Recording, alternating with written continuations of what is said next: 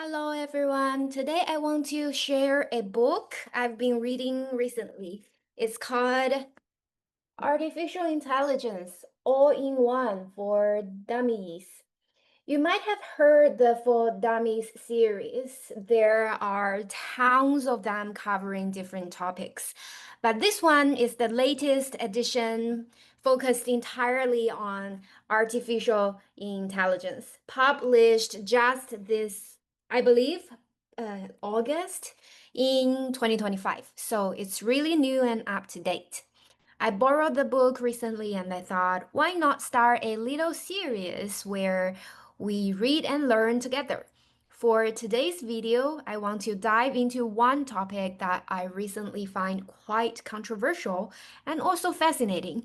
Because I live in Silicon Valley in California, I get to talk with a lot of friends working in tech and AI. And when the topic of how far AI has really come comes up, I noticed two very different views. On the one side, there are people who think AI is this incredibly powerful and intimidating force, full of almost timeless potential. But on the other hand, especially among people who actually work deeply with AI every day, many feel that AI still hits a lot of bottlenecks. They argue it's not nearly as magical or threatening as the public imagination makes it out to be.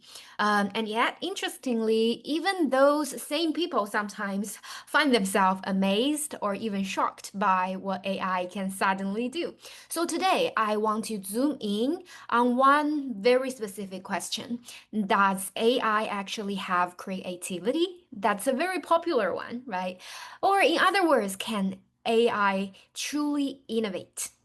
Before we answer that, we really need to define what we mean by creativity. Because depending on how we define creativity, whether it's about originality, usefulness, emotional depth, or human intent, our answer to this question could be completely different.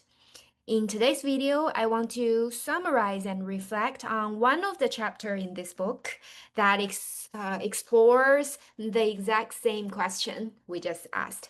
So I'll walk you through how the author explains AI's relationship with creativity, then blend that with what I've heard in real life scenarios and discussions from friends in the industry, random conversation, and my own personal reflections.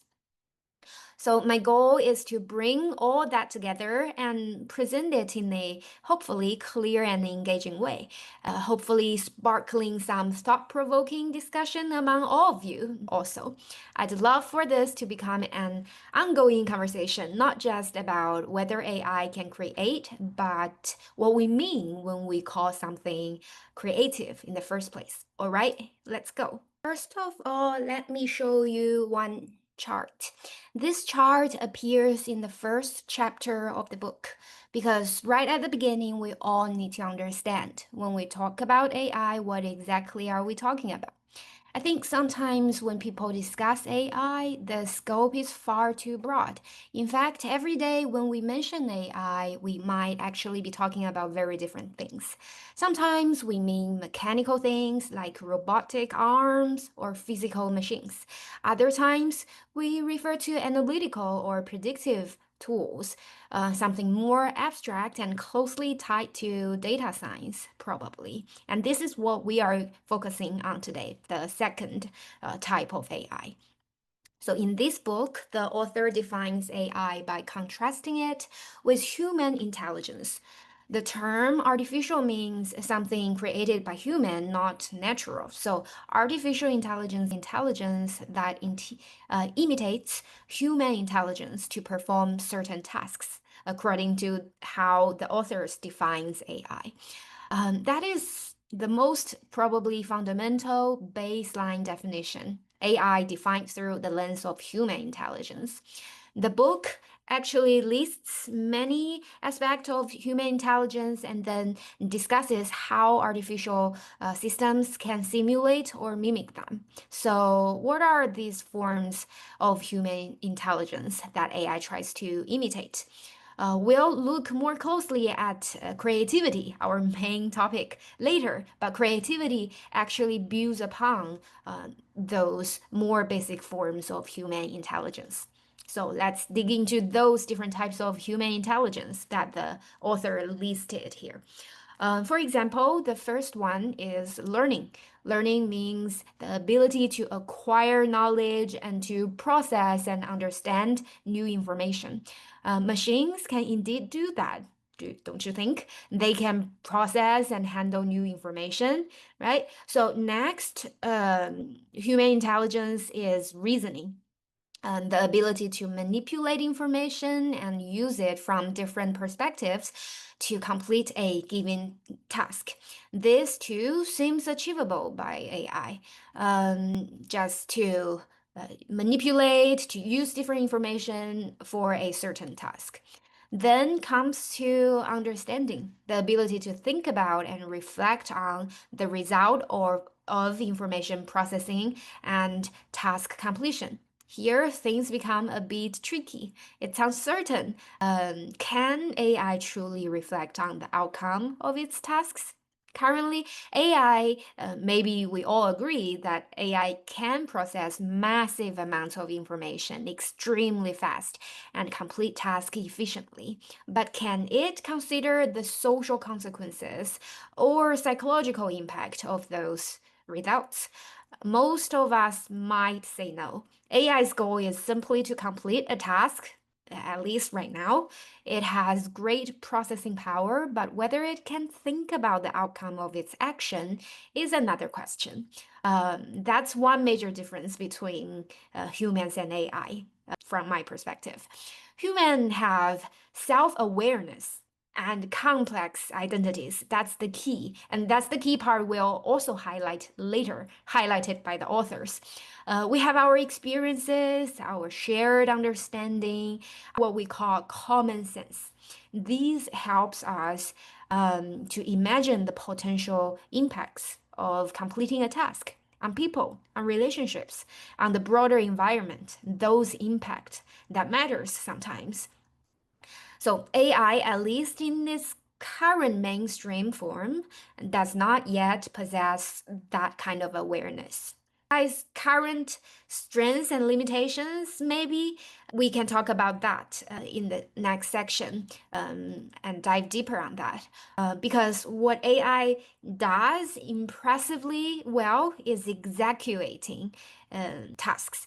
It performs the tasks quickly, efficiently, and often with astonishing precision. However, the extension of this task-oriented power into the domain of social understanding, that is still limited. The book continues to explore different types of human intelligence, as you can see, and it discusses whether AI can replicate each one by one. The next one is the ability to grasp truth. That means being able to judge whether the information you use is valid or not. The ability is questionable in AI. In some case, yes, AI can do this. For example, a spam filter can recognize whether an email is junk or not if it's trained for that specific task.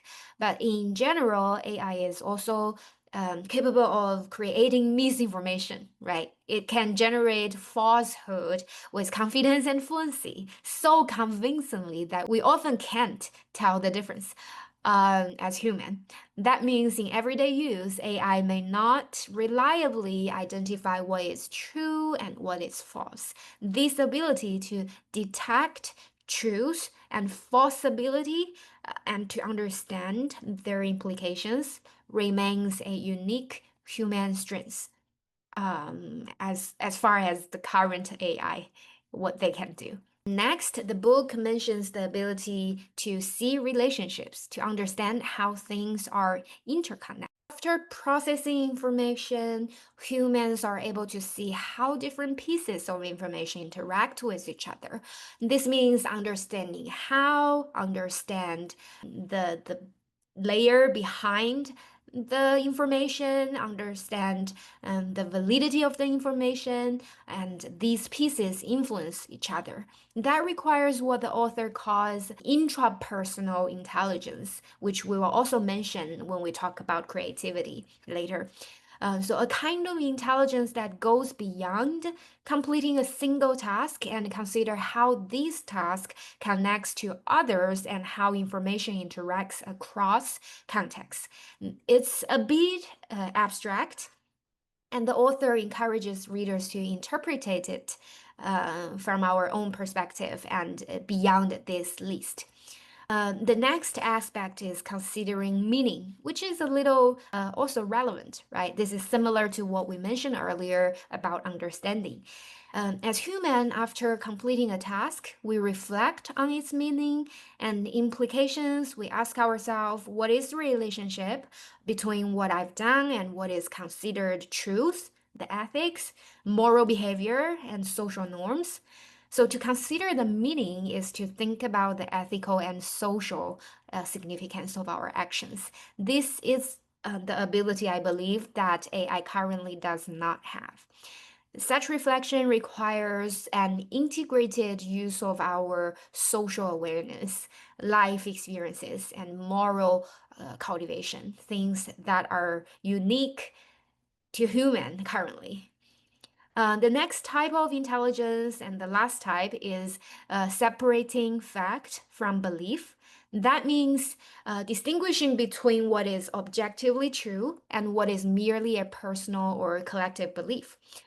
This is closely related to identifying the validity of information, asking whether a given data point or statement is a fact or simply an opinion that still needs evidence. The ability to determine whether information is adequately supported by verifiable sources is an crucial aspect of humans' critical thinking, what we call critical thinking now. So, AI can approach this ability if it's maybe provided with some metadata to help it assess the credibility of its information source. However, considering AI's current tendency to hallucinate or generate misinformation, it would be best if AI could at least recognize the quality of its own outputs. That said, it currently, I believe, does not have the ability to separate fact from belief or to identify the validity of information, at least not all the time. Ideally, AI should be able to tell whether the data is that it's using follows the principle of trash out. If AI can judge the quality of its data and then maybe throw the trash away, so the output can be better. If it can tell whether the information it uses is trustworthy, then it could begin to maybe match humans in this specific form of intelligence. After all, even humans are not always skilled at identifying what is true or false. We often need investigation, experience, and context to make accurate judgment. So think about a expert who have deep knowledge in the field. They indeed can make such judgment faster and more reliably. Ordinary people or outsiders may find it harder. So right now, AI is still like an outsider. It lacks domain-specific understanding unless it's specifically trained.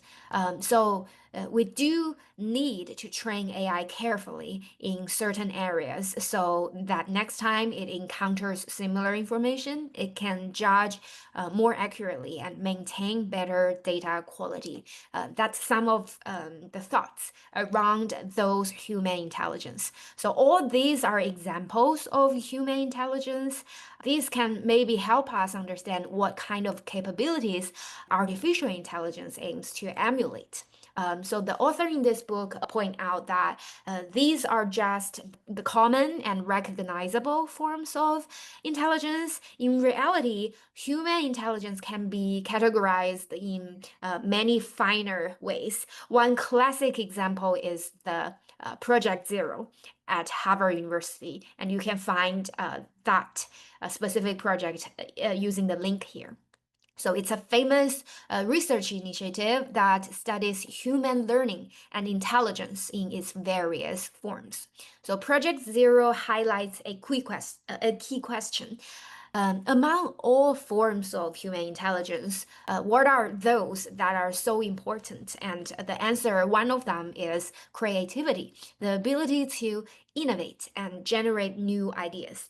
The authors in this book, the AI, Artificial Intelligence All-in-One for Dummies, the authors adopt this multiple intelligence idea and framework from Project Zero and maps it to AI's capability.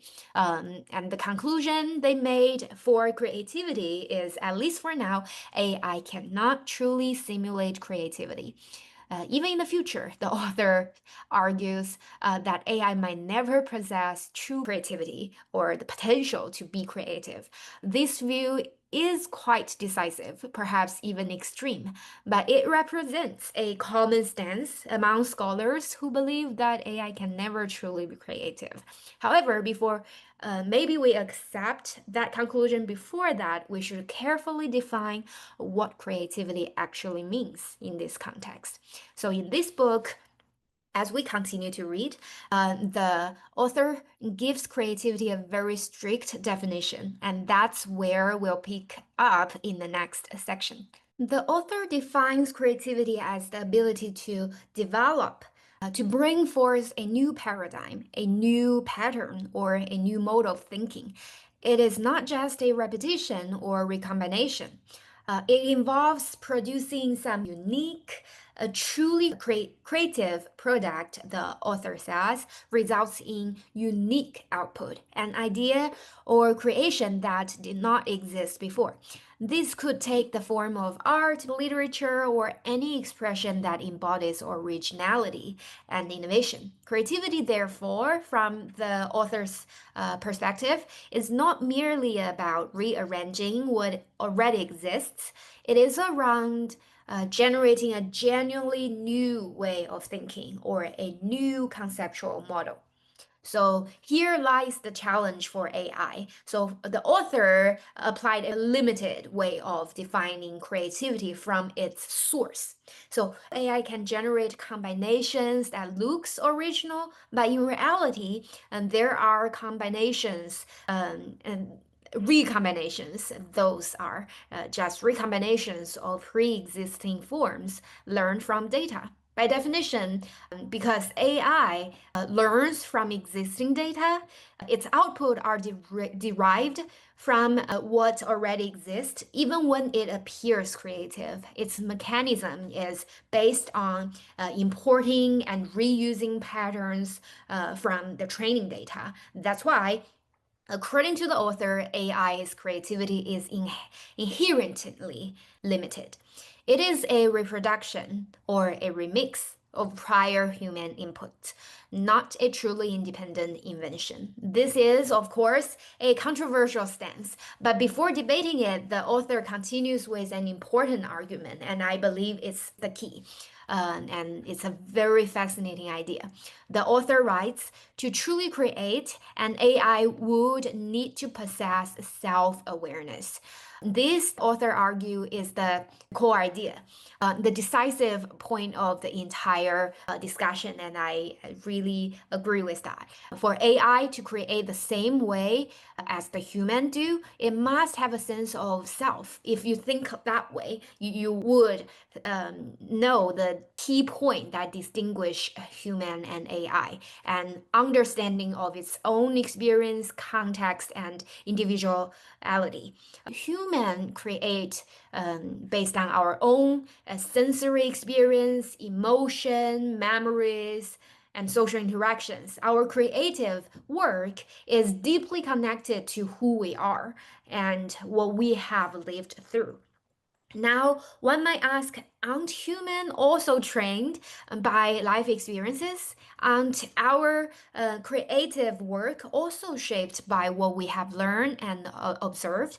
That's a fair question, and we just discussed about it with my friends all the time. Perhaps even human creativity is a recombination of what we've been exposed to. But the difference is humans have self-awareness, if you consider that key point. We know who we are as we combine experience to form new expressions. Even though we experience the same, we might still create something that's just have our uniqueness in it. This awareness gives our creation individuality and maybe emotional depth. So AI, on the other hand, however, lacks this inner sense of self. It doesn't have personal experience to draw from. For AI to be creative in this sense, it would need what psychologists call intrapersonal intelligence, the ability to integrate all of its prior experiences, reflect upon them, and form a unique internal identity. From that foundation, creativity could then emerge naturally as an expression of that identity. So, if we imagine a future where AI has true self awareness, then each AI, just like each human, would develop a different identity based on its experience. Each AI could say, "This is who I am," and that identity would shape its creative output. And human derive identity from social markers, right? That's how we maybe define ourselves, where we were born, where we live, what we studied, what we do for work. Those all shape how we think and what we create. Likewise, an AI with self-awareness, maybe in the future, maybe it will never happen, could have its own experiential identity. And then, on that sense, if we define creativity in that way, it can create very new, unique things.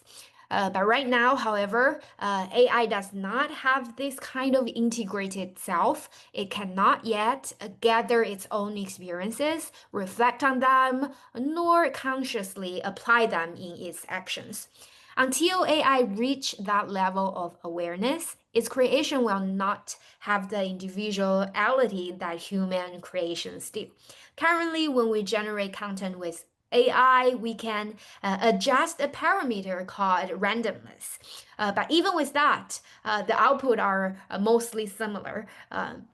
That shows that today's AI do not yet possess true individuality. They cannot yet say this work reflects me. So, on that sense, it's not a really creative output that they have their uniqueness or a very unique way that does not ever exist before. What it creates instead might be only a recombination of things. I do believe this point on self-awareness is what's really fascinating, and that's the key part that currently distinguish the difference between humans' value and AI. And because of the lack of self-awareness, a lot of ability and intelligence are not quite yet there for AI to be the level of human intelligence. But earlier we mentioned that some of these ideas might be a little controversial. I recently heard a really interesting point in conversation with a friend, one that actually connected to the Turing test. If you are not familiar with a Turing test, here is a brief explanation. The Turing test is where you put a machine and a human side by side, and you let another person communicate with both without knowing who is who. The question is whether that person can tell which one is the machine and which one is the human. Now, borrowing from that idea, let's imagine this. We're still talking about creativity here, but it's a little bit controversial, and I'm presenting you an example inspired by this Turing test. So let's imagine this. Suppose you submit a research paper for publication.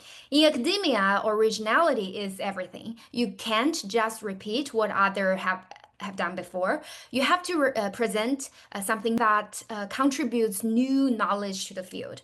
Only then can it be considered a scientific discovery and be published.